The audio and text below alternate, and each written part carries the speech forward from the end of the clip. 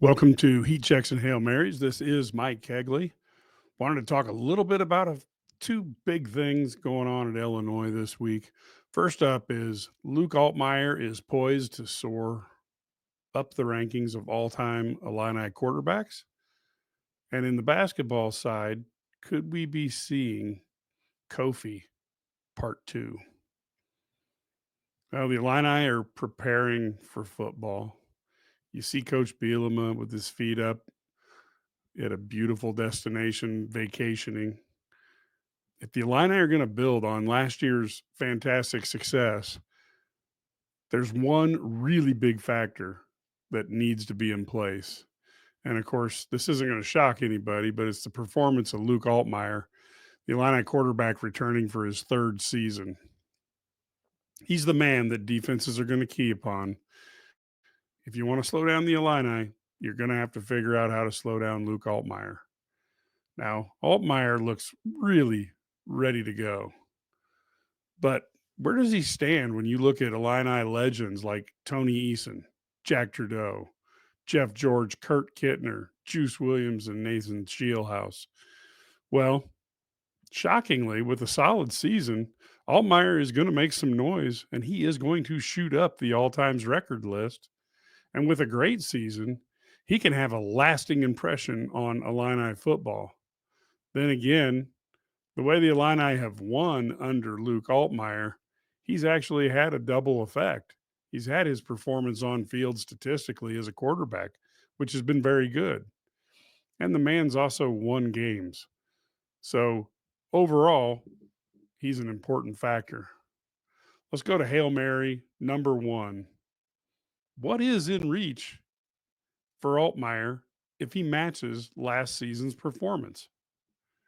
Well, Luke Altmyer isn't the type of person who's going to focus on individual records and results. Certainly, he's not one to brag or talk about these results on or off the field.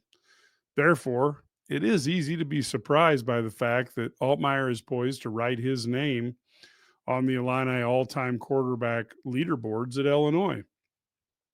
While Altmyer isn't the type of player who's going to toot his own horn, somebody needs to put the player's accomplishments into perspective.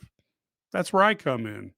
Altmyer's too focused on what the team needs versus his own tracking of accomplishments. Don't worry, Luke. I got it.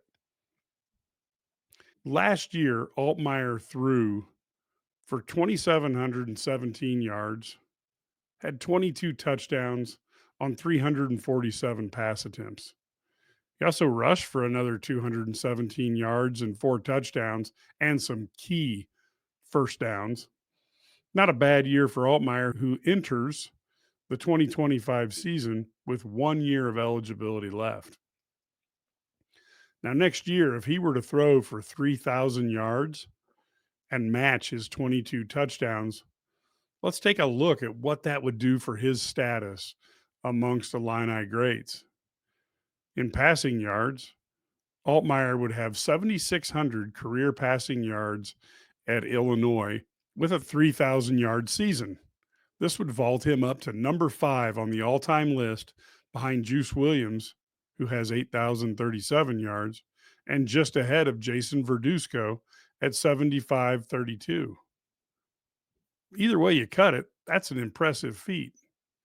In terms of touchdowns, if Altmyer were to throw another 22 touchdown passes in 2025, he would end up with 57 TDs as an Illini quarterback.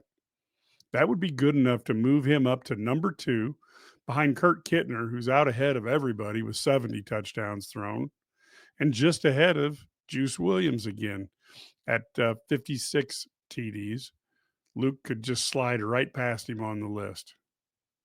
Now, if Luke Altmyer were to throw for 3,500 yards next season and throw for an Illini single season record tying 27 touchdowns, now let's see what could that do for where he would rank amongst the Illini greats. Well, if Altmyer did that in terms of passing yards, he would finish up at 8,100 career passing yards at Illinois with a 3,500 yard season. That would elevate him to number 4 on the list behind Nathan Shieldhouse, who's at 85.68, and ahead of Juice Williams, who was at 8,037. Now, it's worth noting that both Nathan and Juice were 4-year starters, while Luke is only a 3-year starter. This would certainly put to rest the reputation that Brett Bielema doesn't like to throw the ball. That has been around since Bielema's day at Wisconsin. Now, we all know he enjoys running the ball, but I don't think he's got anything against passing if you're efficient and you don't turn the ball over.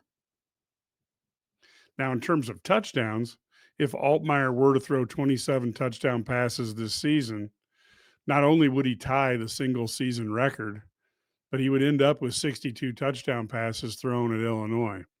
He'd still be number 2 behind Kurt Kittner with 70, but it would widen his lead over Juice Williams, who would obviously still be at 56.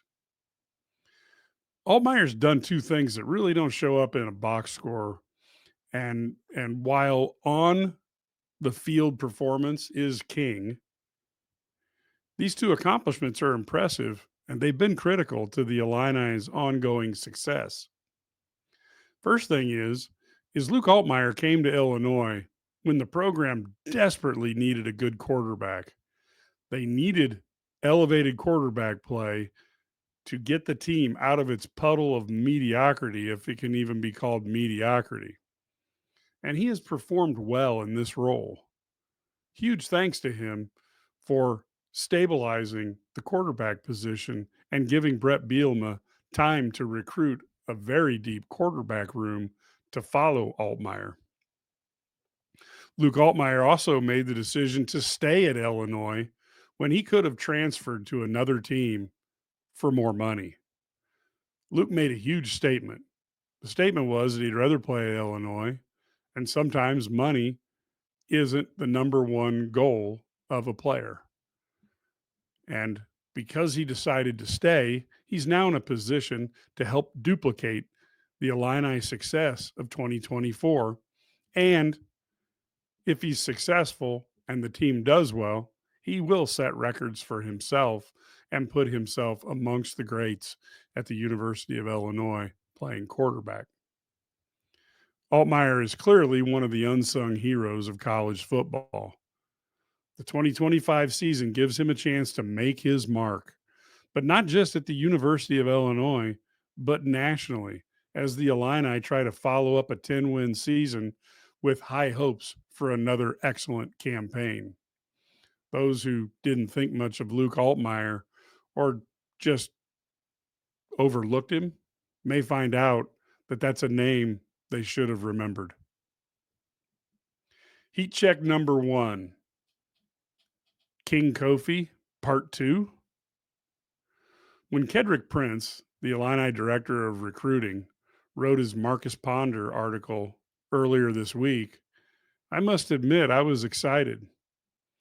Now, Kofi Coburn may not be an NBA talent, but he was an intimidating and high impact NCAA basketball player. One could argue that only Zach Edey was bigger and more intimidating during the era of Kofi Coburn. Every team had to plan their defense around stopping the 7-foot-tall man monster. As great as Io was, as great as other players were on the court, Kofi was the one they had to stop. His defense was solid, and his size made him a factor when opposing players went to the basket or thought they could get a rebound on the interior. The Illini were rarely blown out during Kofi's tenure. Once he came to town, the Illini won basketball games.